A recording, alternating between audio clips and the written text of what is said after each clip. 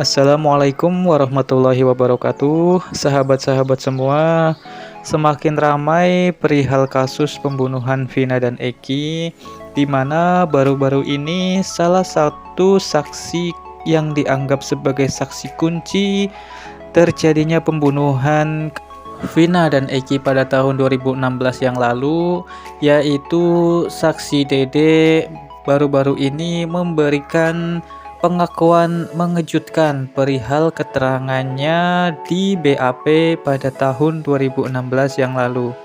Saksi Dede menyatakan bahwa sebenarnya dia tidak tahu menahu perihal kasus pembunuhan ini. Dirinya diminta oleh temannya yaitu Aep. Aep juga merupakan salah satu saksi kunci dalam kasus ini.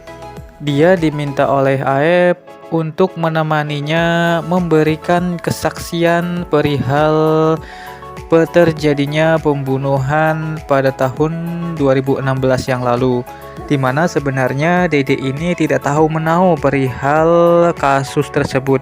Namun ia diminta oleh Aep, yang juga menurutnya Aep ini juga diminta oleh Bapak Ibtu Rudiana untuk menjadi saksi dalam kasus tersebut.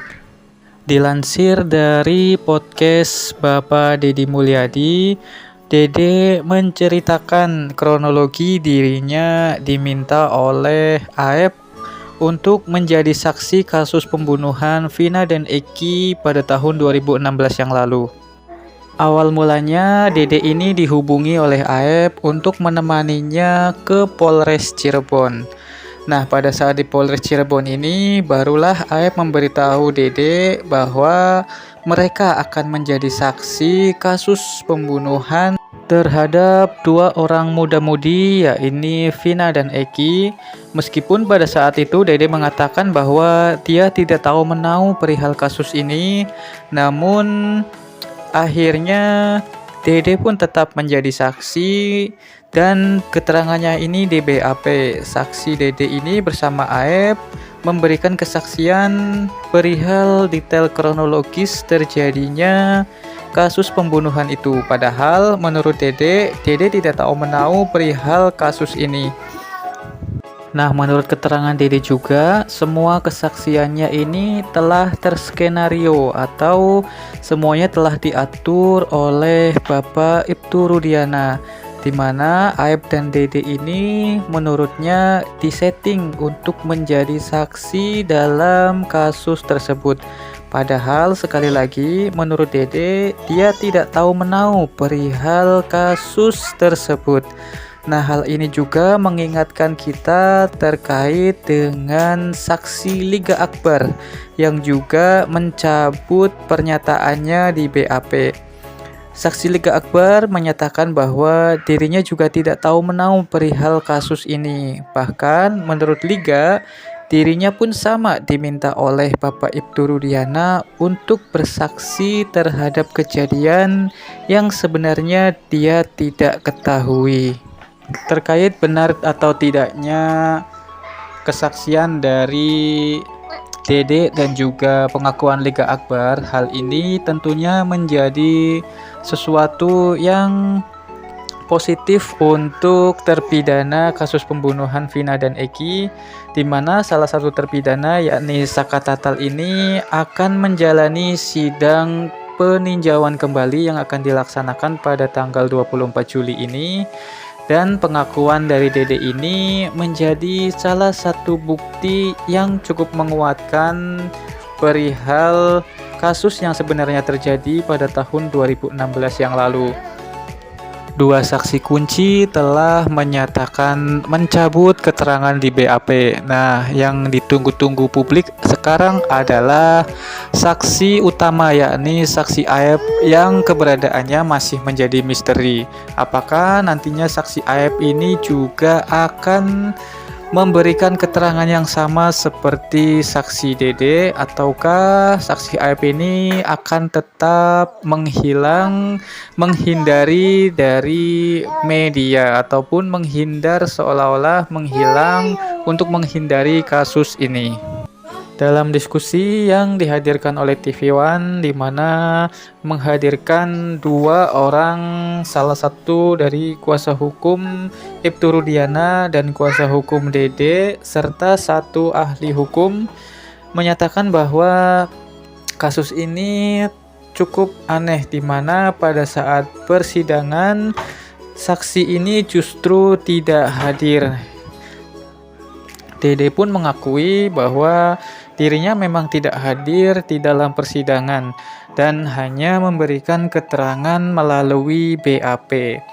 Nah, BAP inilah yang dijadikan pegangan pada saat sidang tersebut tanpa dihadirkan saksi, sehingga keterangannya tidak bisa dikonfirmasi baik oleh pihak penuntut umum maupun pihak dari kuasa hukum para tersangka.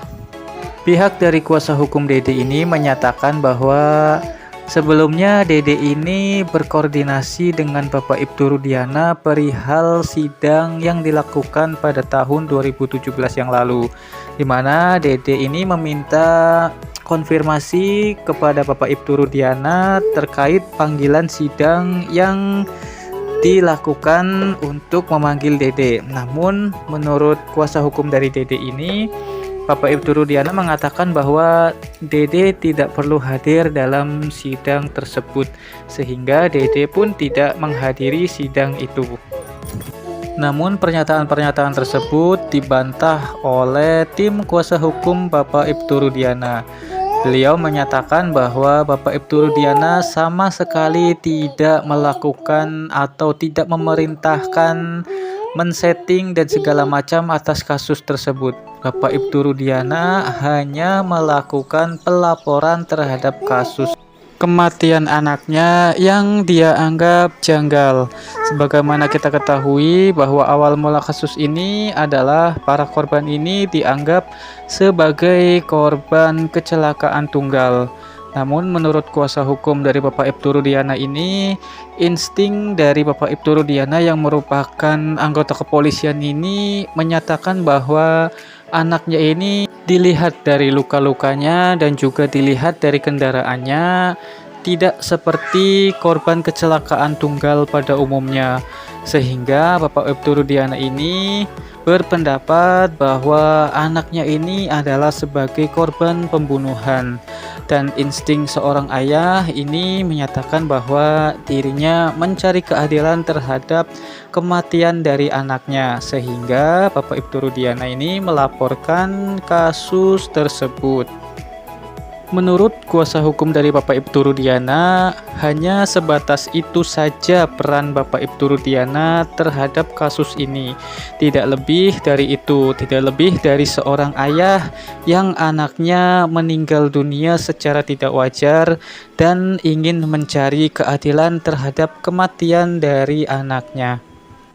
Dengan munculnya fenomena-fenomena saksi yang mencabut keterangannya, ini membuat para kuasa hukum dari terpidana ini semakin yakin bahwa kliennya ini memang tidak bersalah dan bersiap akan melakukan sidang peninjauan kembali. Setelah sebelumnya Saka Tatal yang memang sudah bersiap untuk melakukan sidang PK pada tanggal 24 Juli, kemudian 6 terdakwa lain yang juga bersiap untuk mengajukan PK, terbaru adalah satu terpidana lain yaitu Rivaldi yang juga menyatakan akan melakukan atau pengajuan peninjauan kembali. Sehingga dalam kasus ini ke-8 terpidana yang telah divonis ini seluruhnya melakukan peninjauan kembali atau PK. Dengan munculnya saksi yang mencabut BAP-nya, ini menjadi suatu titik terang bagi mereka untuk menjadi kunci pembuktian bahwa mereka memang tidak bersalah. Munculnya Dede ke publik dan keterangan Dede ke publik ini tidak lepas dari rasa bersalahnya terhadap para terpidana.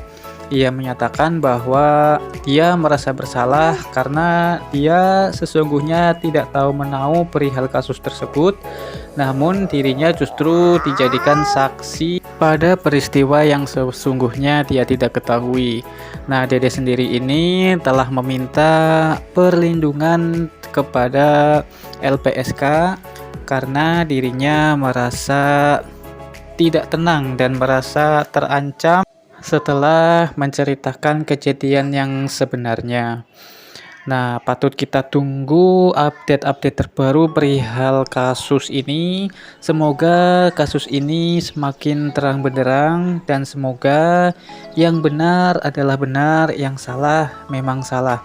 Dan semoga keadilan segera ditegakkan sehingga baik korban maupun pelaku yang tidak bersalah ini bisa segera mendapatkan keadilan. Demikian video dari kami. Terima kasih untuk yang sudah menonton. Mohon maaf apabila ada kesalahan. Wassalamualaikum warahmatullahi wabarakatuh.